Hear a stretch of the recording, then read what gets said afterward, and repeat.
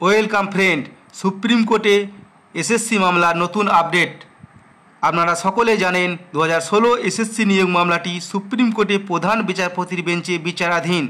গত 5ই সেপ্টেম্বর এই মামলার শুনানি হওয়ার কথা ছিল, কিন্তু ওই দিন প্রধান বিচারপতি কোর্টে উপস্থিত না থাকার জন্য চিফ জাস্টিস কোর্ট বসেনি এবং মামলার শুনানি হয়নি।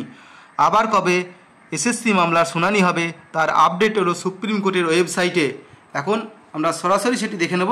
এটি হচ্ছে এসএসসি মূল মামলা, যার diary number 18822 of 2024, the state of West Bengal versus Baishakhi Bhattacharya, এবং কেস নম্বর হচ্ছে 9586 অফ 2024।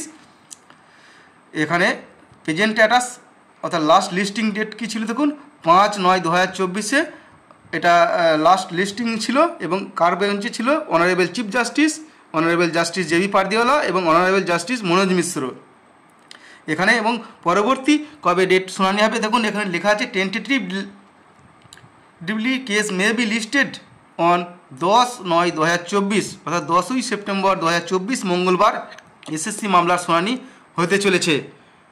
কিন্তু কখন শুনানি হতে পারে বা কত নম্বর সিরিয়ালে হবে, সুপ্রিম কোর্টের পক্ষ থেকে এখনও পর্যন্ত 10ই সেপ্টেম্বরের মেন কজ লিস্ট প্রকাশিত হয়নি।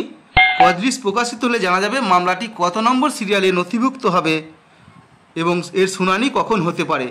কজ লিস্ট প্রকাশিত হলে আপনাদের আপডেট জানিয়ে দেওয়া হবে। পরবর্তীতে এই মামলার আপডেট পাওয়ার জন্য চ্যানেলটি যদি এখনও পর্যন্ত সাবস্ক্রাইব না করে থাকেন, এখনই সাবস্ক্রাইব করে দিন এবং ভিডিওটি শেয়ার করে সকলকে এই বিষয়ে জানিয়ে দিন।